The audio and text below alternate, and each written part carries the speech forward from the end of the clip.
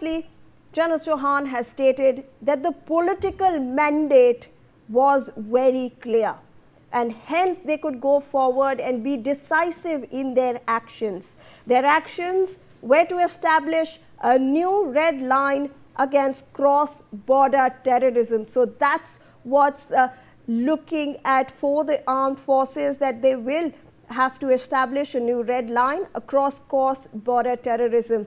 Let me take that across and introduce our guests as well who are joining us on this broadcast. Major General Sudhakar Ji, who is a geopolitical and defense expert; Air Commodore Sanjeev Mendiratha, defense expert; Commander Bhushan Dewan, who is a former Indian Navy officer as well.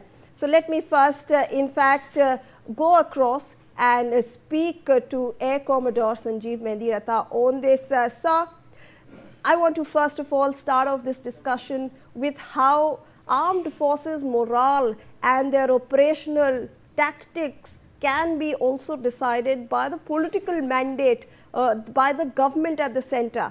And General Chauhan has made it very clear that during Operation Sindoor, the political mandate was very clear, that the armed forces need to draw a new red line for terror organization, that they do not look at India in the same way. Hello Shivani, good afternoon, and good afternoon to the panelists. Yeah, you're right. In this changing world where the war is changing its pattern every day, as we are seeing either in West Asia or in Ukraine, we have to be very clear that what we need is a changing mandate, and we need a clear-cut support from for the armed forces from the political entities, and the mandate has to be clear. And if there is no ambiguity, you will automatically find the morale also goes up, and also the acquisitions which are required for that, and to ensure that you can fight the wars in the latest scenarios, would also be catered for. And both these factors do help in maintaining a good morale of the armed forces, which you had seen in the Operation Sindoor, and which was also talked about by the CDS you are referring to. And as you notice, we have been trying to develop fast, and what we had not been able to do for many years, we are trying to do that, and coming into the defense production, bringing in private partners, and trying to reach a stage where we are not the net biggest importers of the arms for the country, but rather an exporter also. Though it will take a little time, slowly we will get into propulsion also, which we are right now not reached that level where we can use it for the manned aircraft. But we are reaching there fast, and that is the consideration that which is required to get the nation to a stage where you can call yourself self-dependent also, and you're not relying too much on the imports. To maintain parity, you may require imports, but that shouldn't be the only thing. And that's what's been happening in the last few years. And you would notice the effects also on the armed forces and the changing pattern of the war. And every time they've been able to do it with great concentration and able to achieve the aims quick and fast, which was an example for the rest of the world also. Yeah, Shivani. Absolutely, sir. I'd request you to please stay on with us. In fact, let's bring some more, statements that came in from General Chauhan for you viewers. Let's take you across that particular article where General Chauhan has in fact listed as to why, the armed forces in India were particularly better than how Pakistan was caught in this conflict. So let's take a look at this very particular statement that comes in, where we are stating that no matter what, our battlefield transparency was in fact significantly better than Pakistan. And that's what that matters, because battlefield transparency is something that the armed forces have to in fact take over, and ours was better than Pakistan. General Chauhan goes on to say that we had a clearer understanding of what we had achieved, what the adversary had attempted, and in contrast, Pakistan appeared uncertain about the results of many of its own actions and subsequently had to seek assessments through satellite imagery. So Pakistan was caught in the dark because our battlefield transparency was in fact much better, and also that networks, we are talking about a network-centric warfare in this generation, and networks must continuously evolve as technologies, threats and operational requirements change. During Operation Sindoor, we were at a particular stage in that evolution. We had already started that evolution. That's what General Chauhan has in fact stated over here in this interview, that India had already started this process. They were not waiting for theaterization to fully come into being. They had already started integration of the armed forces, integration of the network systems that India had, and hence we were in fact better in our battlefield transparency as compared to Pakistan. Let's also look at another big statement that he has made. He has stated that Operation Sindoor in fact already belongs to the past as a military template. So we now know that this is a military template, but it's already in the past. Everything is in fact evolving right now, and even if the operation continues in a strategic sense, its tactics and technologies cannot be treated as the model for the next conflict. So we must be aware of that. We must continuously evolve. That's what General Chauhan has in fact stated. Let's also look at another statement that was made, that Operation Sindoor, yes, it does continue in a very similar analogy to how Operation Snow Leopard continues, and it will in fact continue strategically and operationally, but we need to in fact make sure that we evolve from such kind of tactics, from such kind of strategies. Let me in fact also get in a word from Commander Bhushan Dewan, who is also with us.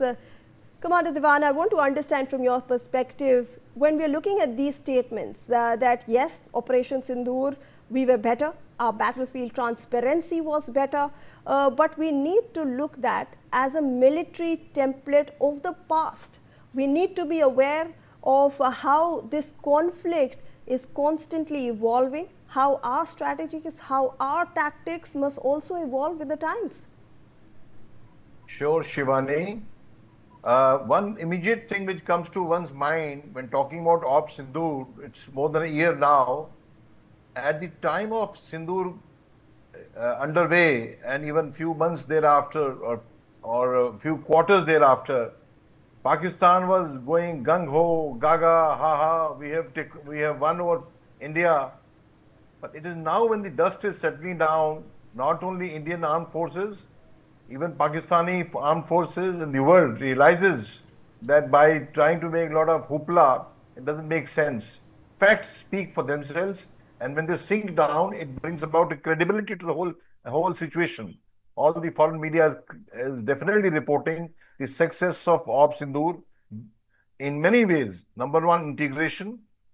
Number two, our network-centric warfare, which NCW, which we really proved ourselves in both ways. Aggression as well as defense against the Pakistani missile attacks, precisely the Chinese missile attacks. I mean, armament was from China. So it's a very satisfying and very assuring affirmation that we could handle Chinese weapons so well, and none of them could enter our space and destroy any of our systems. Of course, losses are in any war can't be ruled out. They were there. They were much well within the norm. And so this was second assurance that our own indigenous technology, and I must share with you, one is developing technology, and the development of technology itself really starts from user requirement. If I do not understand the user pain and user requirement clearly, the strategic situation, the battlefield situation, the tactical situation clearly, I cannot build a system. So it's an integrated effort with the user, and the important thing, and the DRDO, and the production companies, whether it's Bell or what PSUs or Mazagon Dock ships, or let's say HAL. So this integration is on the development front, which is really core of our strength. Namely, as a defense force, we are the teeth. We are the teeth to bite the enemy, teeth for the armed forces. But the development technology which comes from the technology, the companies, PSUs, defense PSUs, private companies also, DRDO. So that again was proven. And third thing was our organizational setup. that also proved itself. We all have seen it. Democracy calls for transparency. How the chiefs were sitting together with the Prime Minister Modi, and the joint planning happening, and both army, all three, army, navy, air force, and that is how we could lick Pakistan. And I think we really have set up the red line for the line of fire for Pakistan, not to repeat such a misadventure again. And I think these lessons which have been learned will be pooled into further strengthening our integration and jointness. Right. In fact, let me introduce this very particular, since you've raised this issue of how Pakistan was all gung-ho about we've done this, we've done that. Let me introduce a statement that General Chauhan said. He's talked about the escalation matrix. He's also talked about how India knew when it had to stop, and when Pakistan will in fact themselves call India for a de-escalation in this conflict. So let's bring that aspect to the fore for our viewers, and let's break that down for them. In fact, General Chauhan has stated that they anticipated that there would be an escalation.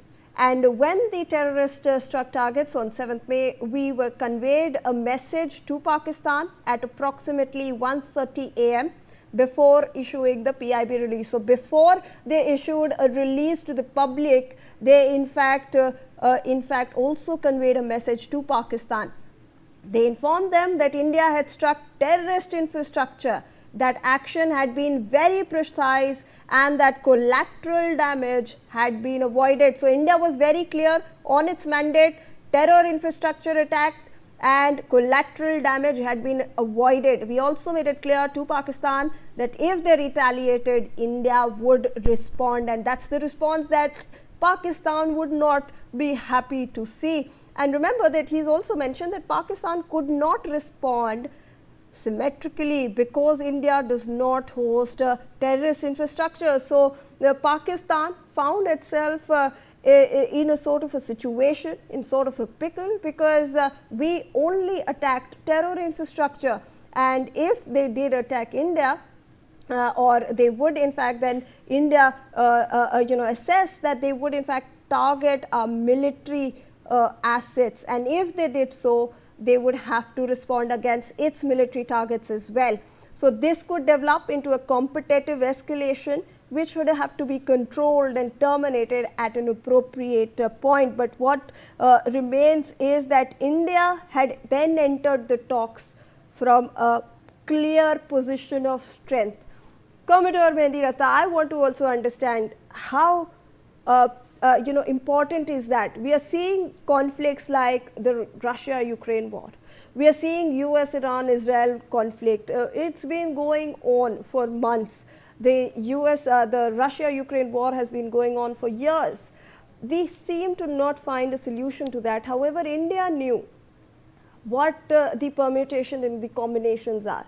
They knew at what point the escalation ladder had to be stopped. They knew the position. They were clearly in control over here. And how important is that for a country that is involved in a conflict with Pakistan, sir? In fact, one amazing part which we generally do not talk much about, which you just said, we had attacked their infrastructure of the terrorists without touching their air defense element or the military installations, which was a very big deal because it required a lot of planning, and also we could finish off with our project and all our aims and all the targets without any problems, and completely destroyed without any damages to ourselves, without touching their military infrastructure or the air defense element, which is a very big deal. In fact, all the specialists across the world were amazed as to how could a country do such a thing and pull it off also. So that was a very big deal, and it will be studied all the time in the defense studies here on, that we could manage to do it. And thereafter we informed them that we've been able to do what we wanted. We have not touched your military infrastructure, and now we should be talking about it as to what is the next step. Though we were very sure they would retaliate, and they would retaliate in an irrational manner, and they did so. But then thereafter the war did escalate, but on our terms, and we could manage the tempo of the war throughout. And that was the biggest thing, because we are into our own development and we want to develop fast. We do not want to get stuck, which many nations would want, because nobody would want you to become a very self-dependent and independent country wherein you would not require their help. So you will have those kind of obstacles. So we knew it very clearly and our mandate was very clear. We would not accept a few things, but at the same time, we would not like to get into a prolonged war and change our focus from our development. And that is exactly what we did, and which has been appreciated across the world. And we continue to maintain our doctrine that we would not try to get into such things, but should it be required and should the enemy country try and do inimical things and terrorism, then we would maintain our operation also continuously, and we shall take the drastic actions as required when required, and in a very surgical way. That is how we look at it. And as far as the world is concerned, if you are looking at the West Asia or the Ukraine, the wars, we are into either the wars or the cold wars throughout, or into the tariff wars, or in some other commercial wars and economic wars. So these things are going to continue, and I do not see any immediate relief from there, because that is how the world has become of late. And you are changing the partners all the time, and you're trying to control things which at times are not manageable by you, and all kind of warfare has come up. We are talking about asymmetric warfare, where you may have the biggest navy in the world, still you are not able to control a small kamikaze boat or something like that. So those kind of things are telling you that now the war is going to change, and it is going to change its pattern all through, and it is continuing to do so. And that's how we got to look at it and keep updated and use our electronics as well as drone warfare and the various other aspects which we need to maintain, and maintain the integrity of all the three services and continue with the coordination. Absolutely. In Yes. fact, I'll request both my panelists to stay on with us because we are moving now to the next segment.